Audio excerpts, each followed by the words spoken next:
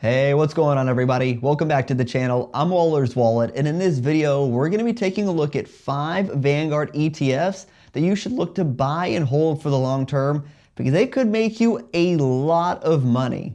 And Vanguard ETFs are just an all-around great investing option. Like other ETFs, they have great diversity and these options perform very well. On top of that, their fees are extremely low, which means you get to keep more money invested over the long haul, which in turn can make you more money. Now, Vanguard has a lot of different ETFs, so while this list only contains 5 of them, be sure to do your own research so you make sure you're selecting the ETFs that fit your investing goals. But these 5 Vanguard ETFs are ones that are great to buy and hold for a long time. Now with ETFs, depending on your brokerage that you're using, you may need to purchase and hold shares for that particular ETF, but some brokerages like M1 or SoFi do allow fractional shares of ETFs, so you can buy them for as little as $1. And if you decide to buy your ETFs directly from Vanguard, they do require the purchases in full shares at this time. Now the first Vanguard ETF to hold is VTI. Now VTI is a fan favorite when it comes to ETFs because it's just a solid option. And VTI is one I personally have in my portfolio because VTI is a total market fund and it follows almost all of the US market. These include small cap, mid cap, and large cap companies. And VTI has 3,669 different stocks that make up this ETF. Meaning you have a lot of diversity in this fund, which also means if one company does not perform well, there are plenty of others in this fund that are going to help buffer it out. But while there are a lot of companies in this ETF, the weight of the holdings is not equal, and the top 10 holdings of VTI make up 22.6% of the entire portfolio. In VTI, it only has an expense ratio of 0.03%. which is $3 for every 10 grand you have invested, which is an extremely low fee. Then when it comes to its performance, VTI is just an absolute stud. And the 10-year return on VTI is almost 13.5%, which is pretty amazing. And VTI pays out dividends quarterly and has a dividend yield of 1.35%. But really, you can't go wrong with VTI because if you buy this ETF and hold it, the market has historically gone up, which means this fund will go up as well. And if you're someone who's investing in VTSAX, this is the ETF version of that fund. Now, if you're enjoying this video, then consider giving this video a like. It does help others find the channel, and it's a free way to support the channel as well. The next ETF to buy and hold is VOO. Now, VOO is Vanguard's S&P 500 ETF. And with this ETF, you're buying a piece of all the companies in the S&P 500. And the S&P 500 index is a common index people will compare their returns to. Because if you buy individual stocks and underperform the S&P 500, you would have just been better off buying a fund like VOO. Now, VOO, it's made up of 509 different stocks. And the S&P 500, it has 505 stocks in the index, but VOO does have a couple of extras tossed in there. In the top 10 holdings of VOO account for 28% of the overall portfolio. In the expense ratio for VOO, it's only 0.03%. So you can own the entire S&P 500 for such a ridiculously low fee. In the performance for VOO, it's been outstanding. The 1-year return is 31.4%. The 3-year return is 14.1%.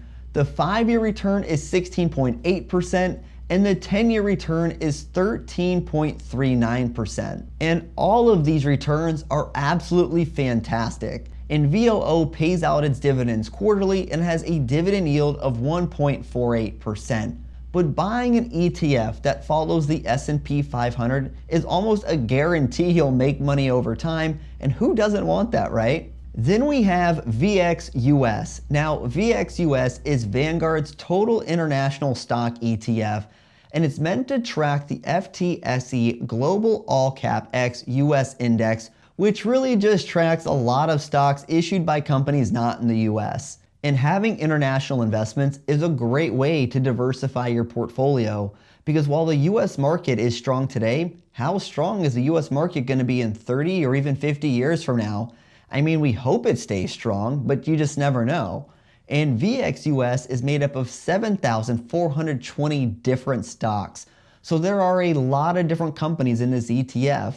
And the allocations not only contain stocks from developed markets, but a little over 20% is invested in emerging markets as well. So you have a wide variety of holdings, which leads to better diversity. And the top 10 holdings consist of 10.6% of the overall portfolio. And the expense ratio is still really low at just 0.08%. Then when it comes to the performance for VXUS, the performance for international stocks haven't performed nearly as well as the US market overall, but that doesn't mean it won't change over time. But the 1-year return, it was 26.37%. The 3-year return was 5.68%. The 5-year return was 11.35%.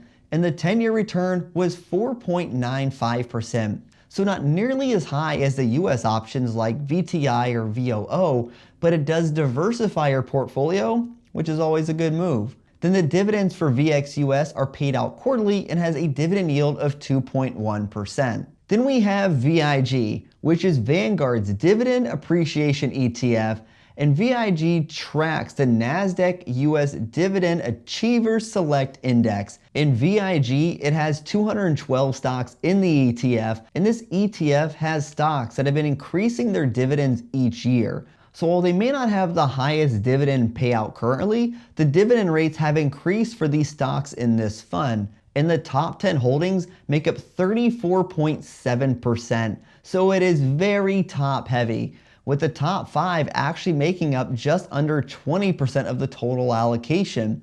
And the expense ratio is only 0.06%, so it's very reasonable and cheap. And when it comes to the performance of VIG, we again have ourselves another winner, with the 1-year return being 23.62%, the 3-year return being 12.74%, the 5-year return being 14.88%, and the 10-year return is 12.01%. And while these returns are great, what I found interesting is that VIG just ever so slightly underperformed the benchmark at each return, but the difference is quite small. And for the dividends, they're paid out on a quarterly basis, and the dividend yield is 1.62%. And lastly, we have VUG, which is Vanguard's Growth ETF, and it tracks the CRSP US Large Cap Growth Index.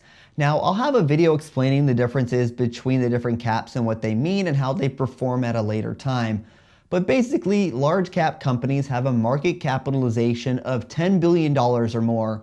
And they're companies that have been around for a while and that are more mature. These aren't the new kids on the block. So you can expect these companies to be around for a long time. And VUG has 258 stocks in its portfolio, and its top 10 holdings make up a whopping 46.6% of the portfolio.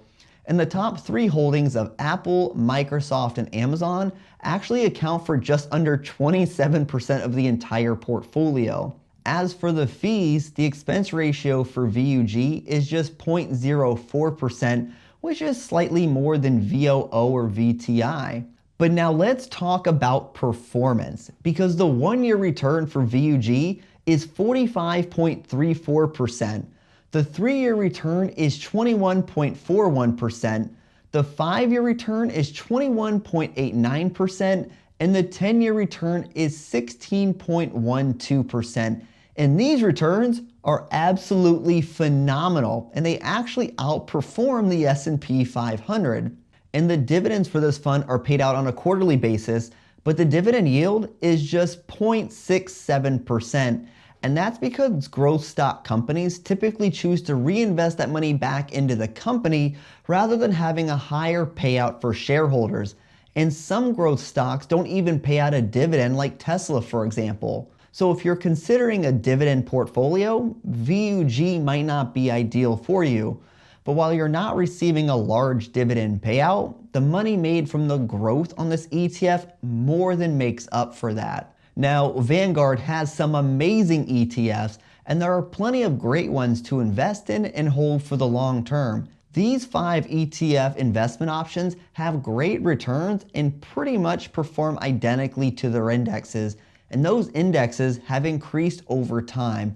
Not to mention, the fees are extremely low, and it's so easy to get started investing with them. And when you couple low fees with great performance, you have yourself winners that are worth keeping in your portfolio. And it's also great to see dividend payouts done 4 times a year so you can reinvest those dividends to compound your returns. So let me know, what Vanguard ETFs are you investing in? Now, if you're someone trying to become a tax-free millionaire, then be sure to check out this video right here where I tell you how much you need to invest to make that happen. And I bet it's lower than you think. And if you know someone who would find this video useful, then feel free to share it with them, and I'll see you in the next one. Take care.